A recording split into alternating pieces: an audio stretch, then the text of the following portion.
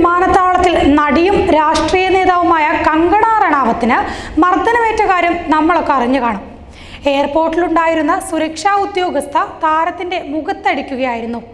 സംഭവത്തിന് പിന്നാലെ താൻ സുരക്ഷിതയാണെന്ന് വ്യക്തമാക്കിക്കൊണ്ട് കങ്കണ ഇൻസ്റ്റഗ്രാമിൽ വീഡിയോ പങ്കുവെക്കുകയും ചെയ്തിരുന്നു.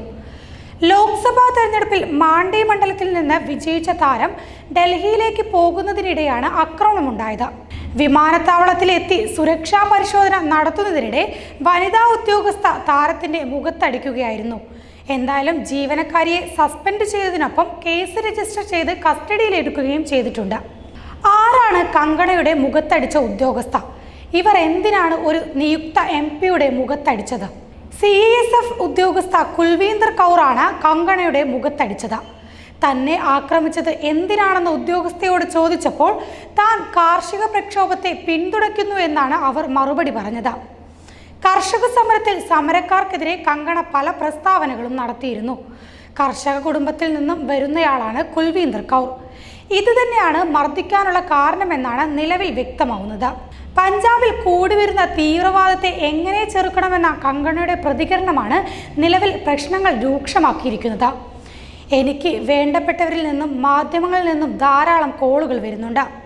ഒന്നാമതായി ഞാൻ സുരക്ഷിതനാണ്. ഇന്ന് ചണ്ഡീഗഡ് വിമാനത്താവളത്തിൽ സുരക്ഷാ പരിശോധനയ്ക്കിടെയാണ് സംഭവം. സെക്യൂരിറ്റി ചെക്ക് കഴിഞ്ഞ് ഞാൻ പുറത്തിറങ്ങിയപ്പോൾ CISF സെക്യൂരിറ്റി ജീവനക്കാരിയായ സ്ത്രീ ഞാൻ കടന്നു പോകുന്നതുവരെ കാത്തുനിന്ന ശേഷം എൻ്റെ മുഖത്തിടിച്ചു. അവർ എന്നെ ഉപദ്രവിക്കാൻ തുടങ്ങി.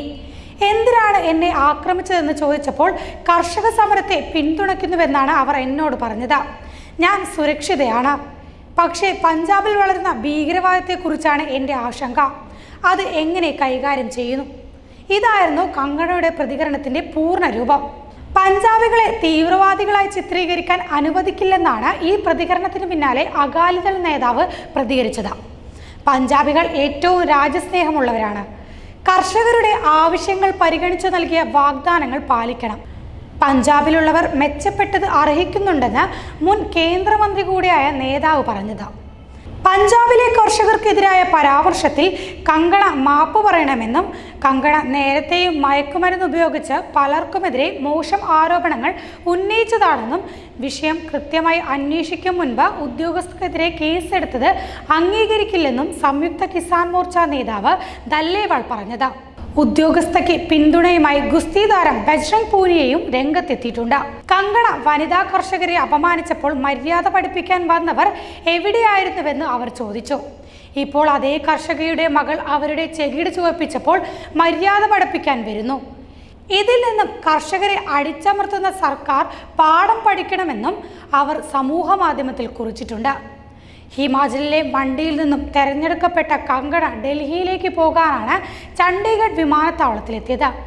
സുരക്ഷാ പരിശോധന നടക്കുന്ന സ്ഥലത്താണ് സംഭവം ഉണ്ടായത്.